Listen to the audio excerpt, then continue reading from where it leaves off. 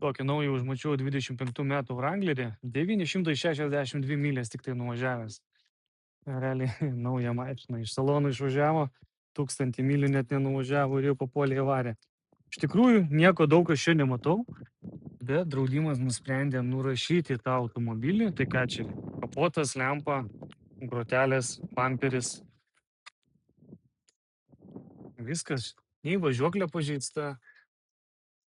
Čia matau, tik tiek yra, vat. Irgi čia bamperio dalis. Nelabai aš čia suprantu, labai nedidelis mušimas, bet nurašė jį.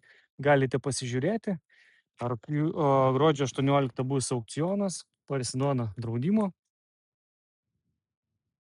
Šitas yra mažiukas, 2 durų.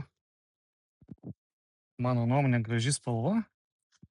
Medžiaginis salonas, vairo pagalvė iššokusi ir lūbo abiejų pusių.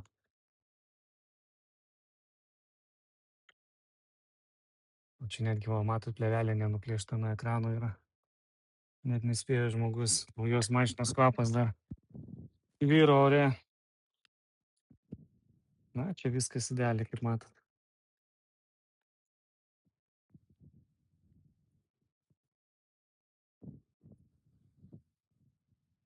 Medžiaginis panelė, pusiau medžiaginė.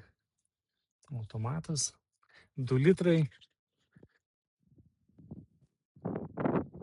Kol kas pastatyta labai mažai, ten iki $1500 gal dolerių, kažkas panašiai.